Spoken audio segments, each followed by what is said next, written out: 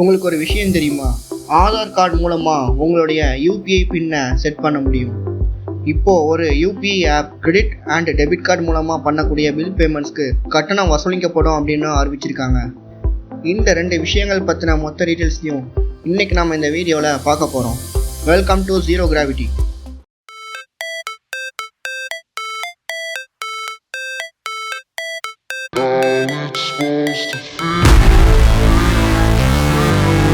Zero Gravity. Science and Technology Edutainment. நாடு முழுவதும் Google Pay, PhonePe, Paytm மாதிரியான UPI apps பெரும் அளவில் நம்ம யூஸ் பண்ணிகிட்ருக்கோம். சிறிய கடைகளில் பொருட்கள் வாங்கும்போது ஸ்கேன் செஞ்சு நம்ம அமௌண்ட்டை டிரான்சாக்ஷன் பண்ணுறது ரொம்பவே அதிகரிச்சிட்ருக்கு.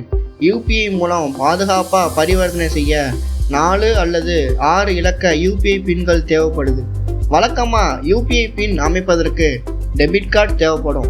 ஆனால் இப்போது ஆதார் நம்பர் மூலமாக பின் அமைக்க முடியும் அப்படின்னு தெரிய வந்திருக்கு. யூபிஐ பின்னை ஆதார் மூலமாக அமைப்பது எப்படி, அதை ஒவ்வொரு ஸ்டெப்பாக பார்க்கலாம். First, Google Pay, PhonePe, Paytm, BHIM போன்ற யூபிஐ ஆப்பை ஓப்பன் பண்ணணும். அதில் ஆட் பேங்க் அக்கௌண்ட் அப்படின்னு ஒரு ஆப்ஷன் ஒன்று இருக்கும். அதை கிளிக் செஞ்சிங்கன்னா உங்களுடைய வணிக கணக்கை தேர்வு செய்யணும். உங்கள் பதிவு செய்யப்பட்ட மொபைல் நம்பரோடு வங்கி கணக்கு இணைக்கப்படும். அதுக்கப்புறம் யூபிஐ பின் அமைப்பதற்கான விருப்பம் வரும். அங்கே ஆதார் ஓடிபி அப்படின்றத தேர்வு செய்யணும். உங்கள் ஆதார் எண்ணை நீங்கள் கொடுத்தீங்கன்னா ஆதாரோடு இணைக்கப்பட்ட மொபைல் நம்பருக்கு ஒரு ஓடிபி வரும். அந்த ஓடிபியை நீங்கள் சப்மிட் பண்ணிங்கன்னா 4 அல்லது 6 இலக்க பின்னை உருவாக்கி உறுதி செய்யணும். இப்போது யூபிஐ பின் டெபிட் கார்டு இல்லாமல் அமைக்க முடியும். இனி வழக்கம் போல் நம்மளால் டிரான்சாக்ஷன்ஸ் செய்ய முடியும். ஸோ இந்த ஸ்டெப்ஸ் யூஸ் பண்ணியே உங்கள் பேங்க் அக்கௌண்ட்ஸை ஆதார் நம்பர் வச்சு லிங்க் பண்ண முடியும். 2வது நியூஸ், யூபிஐ டிரான்சாக்ஷன்களுக்கு இப்போது கூகுள் பே கட்டணங்களை விதிச்சிருக்காங்க. சமீபத்தில் கூகுள் பே மூலமாக கிரெடிட் அல்லது டெபிட் கார்டு மூலம் பில் பேமெண்ட் எதுவும் நீங்கள் செஞ்சீங்கன்னா டிரான்சாக்ஷன் சார்ஜஸ் வசூலிக்கப்படும் அப்படின்னு அறிவிச்சிருக்காங்க.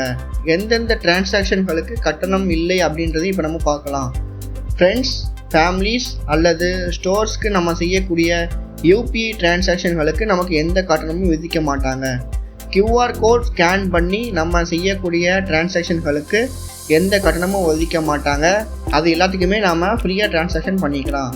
அப்போது எதுக்கெலாம் டிரான்சாக்ஷன் சார்ஜஸ் வசூலிக்கப்படும் அப்படின்னு பார்த்தோன்னா, கூகுள் பேயில் கிரெடிட் கார்டு அல்லது டெபிட் கார்டு மூலமாக பில் பேமெண்ட் நம்ம செஞ்சோன்னா அதற்கு 1% இருந்து 5% வரைக்கும் கட்டணம் வசூலிக்கப்படும்.